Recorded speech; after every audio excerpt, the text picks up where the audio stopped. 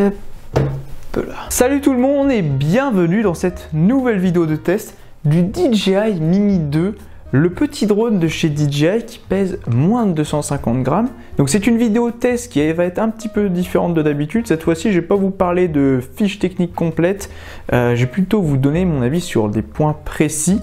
Et surtout, est-ce que tu as besoin d'acheter ce drone-là? Est-ce qu'il va te servir? Est-ce que tu vas savoir t'en servir déjà pour commencer? Et vraiment, qu'est-ce qu'il faut investir?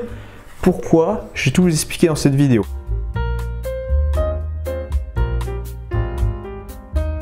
Alors le Mini 2 c'est quoi? Eh bien c'est l'entrée de gamme de chez DJI, ça va être l'un des moins chers. Il faut savoir que le Mini 2 est sorti il y a maintenant presque un an à peu près et il a été remplacé surtout par le Mini 1, enfin le Mavic Mini plutôt, qui était sorti un petit peu avant, qui était la première version et surtout qui vendait un principe très intéressant, à savoir faire un drone qui est juste tout petit. Vraiment, c'est la taille d'un smartphone. Il est ultra léger, il rentre dans n'importe quel sac, la télécommande est même plus grande et là vous voyez, vous avez un petit drone qui peut rentrer un peu partout. Le principe du Mini 2, c'est d'avoir tous les Mavic que vous connaissez sur les gammes au-dessus, à savoir un drone ultra stable qui fait des très belles images. C'est un drone qui fait de la 4K, contrairement au Mini 1, donc ça c'est quand même super intéressant. Et il fait de la bonne 4K, où on pourrait, voilà, le premier DJI Mini, Mavic Mini faisait du 2,7K et c'est pour ça que je ne l'ai pas acheté, c'est qu'il n'était pas super intéressant, l'image n'était pas incroyable, elle était plutôt correcte, même plutôt bonne pour le prix, mais voilà. L'autre problème c'est que le premier Mini, il était pas super bien conçu pour beaucoup de vent en fait. Une situation où vous êtes en montagne, il y a pas mal de vent, et ben c'était ingérable parce que dès que vous partez avec le drone faisait des alertes parce qu'il y avait trop de vent et c'était un coup à qui parte en vrille tout simplement. Donc on oublie le Mini. Ils l'ont remplacé par le petit 2, donc qui passe sur un capteur plus gros, un capteur 4K et qui reprend les mêmes bases que tous les DJI Mavic que vous connaissez. Alors du coup, l'expérience que j'ai eue avec ce petit DJI, c'est que je l'ai acheté au printemps 2021. Je l'ai utilisé pas très loin de chez moi pour tester la photo, la vidéo, un petit peu de tout, les modes tout seul tout simplement. Et je me suis dit, ok c'est bien, mais est-ce que je vais pouvoir vous faire une vidéo dessus? Pas du tout. C'était vraiment, j'étais pas prêt pour vous en faire une, parce que j'aurais pu vous sortir une fiche technique, vous dire voilà c'est bien, ça fait ça, c'est cool. Mais est-ce que dans la réalité, d'après tout ce que j'ai fait du coup avec, est-ce que c'était bien? Eh bien oui, c'était très bien.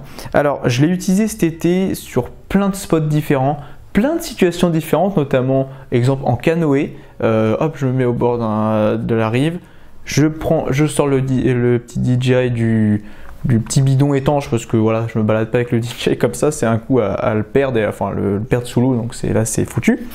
Et du coup je me suis dit voilà, j'ai le petit DJI, je n'ai pas pris la version avec le pack à 500 €, non un peu plus de 500 €, à 550 €, enfin bref, je sais plus les prix, je vous les remets.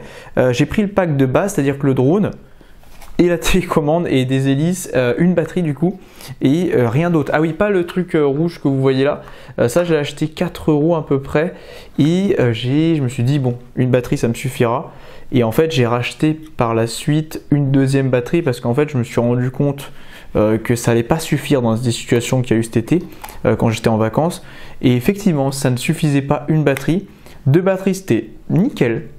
Et en fait, je me suis dit, est-ce que j'achète une troisième batterie? Pas du tout. Honnêtement, j'en ai pas eu besoin, vraiment. Pourquoi? Parce qu'en fait, c'est un drone qu'on peut charger en USB type C. Donc, c'est-à-dire vous baladez avec une batterie externe Power Delivery plutôt puissante. Donc, moi, j'ai une batterie de 45 watts et du coup, je pouvais le charger super vite parce qu'en fait, ce drone-là, quand vous le branchez, il va consommer au maximum 30 watts. Donc, c'est pas mal, mine de rien. Et donc, ça permet de le recharger en moins d'une heure. Voilà, donc je sors la petite batterie, en fait vous l'ouvrez, hop, j'enlève la petite batterie, voilà, petite batterie toute mignonne. Et donc j'en ai racheté une deuxième. J'ai acheté donc le petit truc rouge. Je n'ai pas acheté de pochette parce qu'en fait dans mon sac photo je le mets dedans. J'ai aussi acheté ceci, c'est des filtres ND. Alors j'en ai combien là-dedans? J'en ai 4 je crois, oui c'est ça, j'en ai 4, ça va du N4 au N32. Je vous mettrai des liens c'est sur AliExpress que je les ai achetés, je les ai pas payés une fortune, donc j'ai une petite boîte, une petite lingette, c'est très bien, ça se met super facilement et on peut même les garder parce qu'en fait vous avez une coque devant le capteur, du coup on peut les mettre dessus et les garder. Du coup dans mes situations de vol, j'étais pas du tout stressé, vraiment je suis arrivé, je sors le drone, je le fais décoller et quand je le pilote, j'étais en mode voilà, tranquille. On se prend pas la tête, c'est super facile à piloter.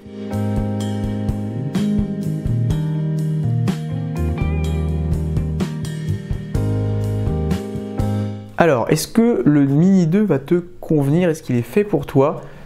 Déjà pour commencer, c'est un petit drone qui va reprendre les mêmes bases que les haut de gamme. Sache qu'il n'y a pas de pilote automatique, de suivi automatique, c'est-à-dire qu'il ne va pas s'arrêter quand on fonce dans un arbre. Tu fonces dans un arbre si tu veux, tu fonces dans un mur aussi si tu veux, ça fonctionne. Tu peux l'exploser comme ça et tout va bien. Il va rester toujours à la même position, altitude et par rapport au GPS, donc ça c'est très bien. Mais dès qu'on le fait bouger, on est maître du drone et ça permet vraiment de faire un peu ce qu'on veut. Même dans des situations où un peu exiguës entre des arbres, tout ça c'est un peu compliqué. Il faut savoir plutôt bien gérer par rapport à la profondeur de champ, se rendre compte un peu des choses. Si tu n'as jamais piloté de drone de ta vie, sache que c'est pas compliqué. C'est vraiment très simple. Il faut juste pas prendre de risques. Quand je dis de risques, c'est genre se mettre dans des situations très compliquées où s'il y a vraiment peu de place pour piloter, là c'est prendre des risques. Mais dans une situation en plein air dans un champ, franchement, n'importe qui ne sait pas piloter de drone, c'est hyper simple, vraiment, c'est totalement accessible. Honnêtement, c'est un drone que je recommande pour faire des vidéos familiales, partir en vacances. Vraiment, c'est super simple. On met dans un petit sac à dos et pareil, pas besoin de prendre le combo à part si tu veux absolument prendre ton sac, le petit sac fourni avec les 3 batteries. Enfin, honnêtement, moi, j'en ai pas eu besoin alors que j'ai quand même pas mal piloté dessus. Et sinon c'était pas super, il n'y avait pas besoin d'avoir autant de choses. Les filtres ND très importants, vraiment prendre les filtres ND. Dès qu'il y a beaucoup de soleil, mettre un petit N8 voire N16 et là c'est bien, c'est très bien. Vu que cet été il n'y a pas eu beaucoup de luminosité même dans le sud, je mettais le maximum que j'ai mis c'était un N8 ou N16, je ne sais plus exactement, mais je crois que c'était N8 le maximum. Bref, c'était pas énorme ce qu'on mettait comme filtre ND. Et du coup, tout ça pour dire que vraiment, pour quelqu'un qui veut juste faire des vidéos faciles, on laisse tout en automatique. Il y a des petits modes pour tourner autour de soi, faire des petits modes spirales, sont vraiment super. J'ai testé plein de situations, c'est vraiment nickel. Alors il faut faire attention à son environnement bien entendu. Et vraiment pour une situation de quelqu'un qui veut, tu veux être tranquille, faire tes petits plans faciles, t'as pas de compétences particulières, t'as pas de compétences en vidéo, tu mets tout en automatique, le drone il fait tout le reste, nickel. Si tu es dans une situation où tu veux faire des meilleures images, tu connais un peu de vidéo, honnêtement là aussi c'est très bien parce que les modes manuels sont plutôt poussés, on peut faire des photos en RAW, et ça c'est très bien, vraiment les photos sont incroyables. Vraiment sont nickel, j'ai fait des photos en RAW, c'est magnifique. Après si tu cherches à faire vraiment des images professionnelles dans le sens où la qualité est, tu vois là, au-dessus du cadre, c'est pas un drone pour toi. Ça va être plutôt le Mavic Air 2 voire le R2S qui vont vraiment être largement dessus parce qu'on peut faire des images en vlog, l'image sera meilleure et surtout le R2S il passe sur un capteur d'1 pouce. Donc vraiment dans des situations où il y a pas mal de nuages, par exemple là aujourd'hui il y a pas mal de nuages, la luminosité est pas ouf, et ben c'est juste nickel, vraiment l'image il y a plein de détails, alors que dans celui-ci c'est un plus petit capteur donc c'est plus compliqué. Après savoir qu'en tant que professionnel, si tu as envie d'avoir un drone totalement qu'on met dans un sac à dos où t'as pas beaucoup de place, tu prends celui-ci, t'as tes camps, hop tu vois déjà, t'as déjà tout ça c'est bon, tu prends le petit filtre ND, une batterie supplémentaire, et c'est terminé. Tu as tout ton équipement, tu peux tout faire avec ça, enfin tout faire non, mais tu peux faire beaucoup de choses avec ça et c'est bon, c'est réglé. Alors conclusion de ce petit drone de chez DJI, très honnêtement j'en suis très content. Vraiment je l'ai payé 440 €, je suis encore oublié les prix, c'est n'importe quoi. Et j'en suis très content. Alors j'ai pas une utilisation extrême, c'est-à-dire que je vais pas m'en servir tout le temps.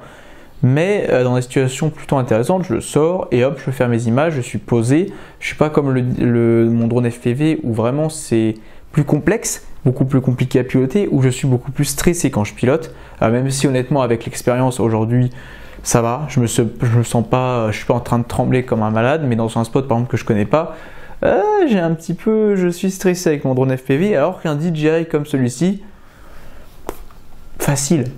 Facile, je me dis attends, je vais aller voir là-bas, sachant que ça capte super loin. Alors il nous annonce 10 km et vous faites pas les 10 km. Et résultat, très très bon drone que je recommande à tous ceux qui ont envie d'avoir une utilisation très simple, accessible, et même ceux qui ont envie vraiment de pousser les images assez loin et avoir un petit appareil. Vraiment trop bien. Donc voilà pour cette vidéo sur le DJI Mini 2, j'espère qu'elle t'a plu. Si tu as des questions, n'hésite pas. Je vais mettre en lien, si j'y pense, les vidéos d'un YouTuber qui fait, je le mets directement à la chaîne. Il y a plein de tutos sur ce drone là qu'il a fait, je sais plus son nom, mais c'était très bien ce qu'il a fait. Et ça permet de savoir un petit peu d'expérience sur le DJI avec l'application, comment ça fonctionne, etc. Il donne même des conseils sur certaines mises à jour qu'il ne faut pas faire. Donc j'ai regardé un petit peu ce qu'il faisait et c'était très bien. Après moi personnellement je m'en fichais un petit peu de savoir le piloter. Je pilotais mon DJI, mon drone FPV, donc là c'était facile. Mais voilà, en tout cas très bonne surprise. J'espère que cette vidéo t'a plu et je te dis à la prochaine vidéo. Salut!